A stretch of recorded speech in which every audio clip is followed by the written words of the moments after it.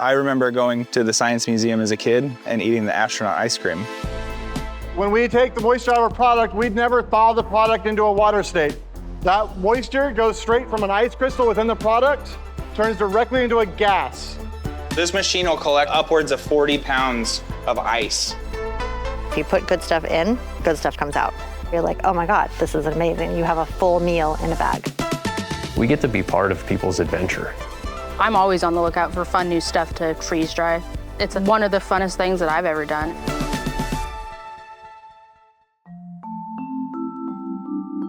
The Pacific Northwest is well known for fresh produce. But if you've ever eaten a freeze-dried meal, chances are it came from Oregon. Hello? This is our cookroom process. We're cooking beef stroganoff today. The way we cook here is just like you would cook at home. We just do it in a much larger scale. Instead of doing it in little tiny teaspoons and tablespoons, we measure things in pounds.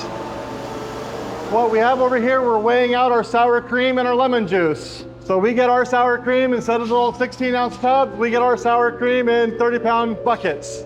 Each one of our cooks, just in sour cream alone, uses 3 or 4 of these buckets. But it's the exact same ingredients you get at home.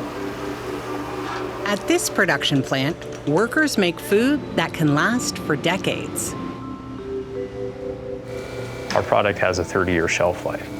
I've had product that's 45, 47 years old at this point, and the product quality is great. You know, it meets the standards that we put in place for the longevity objectives that we have.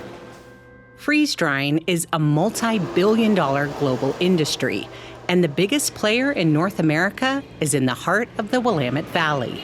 In the 1960s, Oregon Freeze Dry started out making freeze-dried fruits for cereals and MREs, meals ready to eat for the U.S. military.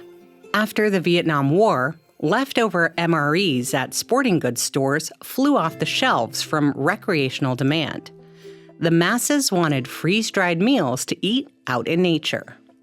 Mountain House is known in industry as the brand, the Coca-Cola of the freeze-dried outdoor meals. If you think about our products, it's been as high as people have gone and as low as people have gone, so on submarines and in space stations. It's a pretty cool technology to be able to support all of that. One batch is about 1,200 pounds. When we freeze dry that, that can be reduced down to around 30%, which will actually be packaged for our meals. In total, we're about 225 people across all of our shifts. We work in freezers, we work in dry side rooms. We have to hit critical control points for food safety. One day we'll work in a negative 35-degree environment to the next day, pulling a 150-degree cart into the room, and they're working, in a temperature that's much warmer, 80 degrees than what they worked the previous days. Primarily, we'll start with one product and we will cook that throughout the day or across several shifts. In the packaging side, we'll run multiple lines at the same time. Modern freeze drying took off in the 20th century, but the technique is much older, as one of several ways to store food. Drying, salting, canning, pickling, even irradiation is a process that can preserve fruit and other kinds of food for long periods by exposing them to radioactive elements. freeze drying sounds high-tech, but in the Americas, it can be traced back to the Incas, who used cold, high-altitude air to freeze, then dry, foods like potatoes. Whether on a mountaintop or in a machine, the freezing temperatures turn water in food into ice crystals. Then lowering the air pressure forces the crystals to turn directly to vapor. The ice never melts, it sublimates, leaving the structure, nutrition, and flavor of the food intact. The result is food that can remain safe to eat for years. As freeze-drying machines become more accessible, small batch producers try their hand. Our biggest thing is grab and go right now. We'll be able to snack anywhere with some of the best tasting stuff. Fresh fruits, the ice creams. We do a lot of candies. Recently, we started doing pies. These freeze-dried foods are meant to be eaten right from the bag. No water needed. We really want to focus on the lifestyle foods and things that are everyday abundant in your life that can be freeze-dried. We started Glacier Gourmet with the thought of providing snacks to our kids, not knowing, all the ingredients in a store-bought fruit snack or things like that, and knowing that they were having something fresh while it is freeze-dried and shelf-stable, but it is a fresh fruit and it's as nutritious as eating it fresh. Strawberries are my favorite. A lot of the flavor is more pronounced. A lot of the water, a lot of times that is in this dilutes some of the flavor, which isn't a bad thing, but when you dehydrate them and freeze dry them, all of the sugars and the flavor just is more readily available for your tongue to taste. It's pretty cool. It's just me and my husband doing this. Maybe later on down the line, we will get some workers in here. But the nice thing about this is, because with our girls, we get to be there all the time with them. It's not the normal 9 to 5 full-time job. Freeze-dried snacks are big with kids. So what's the next generation of freeze-dried meals? And there was these guys who were coming off the trail, and they were like, we just want a cheeseburger. And I was like, yeah, when I hike, I just want a cheeseburger too. So I went home and I was like, how do I make a cheeseburger in a bag? I'm a chef. I've been in the food business. I've been an organic farmer.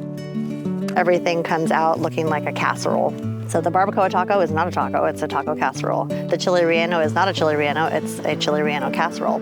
When you rehydrate it, you get this cheese pull, and it's quite amazing. You want cheese too, huh? I enjoy freeze drying far more than fine dining. I think people want to fuel their body with good food, and this is one way to do it. You can take your whole hike, you can do your 28 miles, and the shelf stableness is the best because you're not throwing things away, you're not worrying about dates, easy preparation. Freeze-dried food can be fun on trail, but it's also a lifeline for when times get tough. We provide product to our soldiers in situations where they have nothing else. When someone is in a distress, they need something quick and easy they can rely on. If you have people that are going out into the field, whether it's a linesman who's putting electric back together, whether it's someone who's doing search and rescue and they're out there working 20 hours in a day, people who are fighting fires up here, if you just have a kettle of hot water and one of these meals, they can eat well.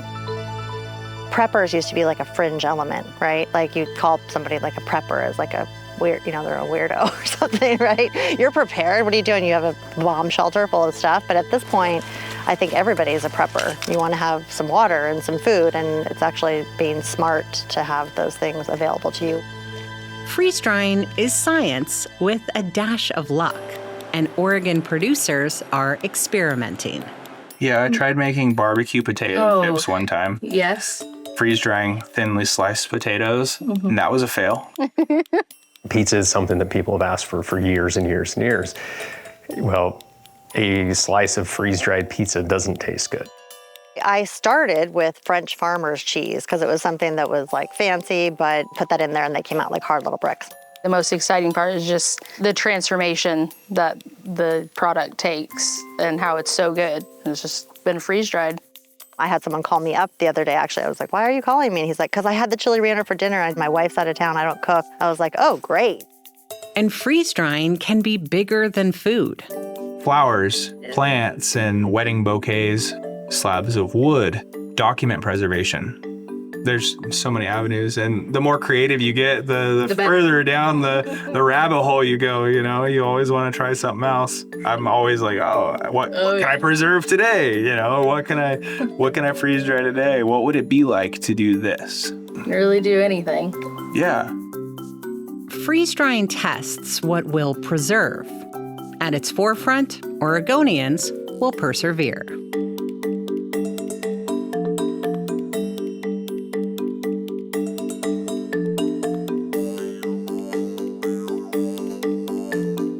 Our house grew up on freeze-dried eggs, and my kids didn't know what real eggs were until well beyond what they should have.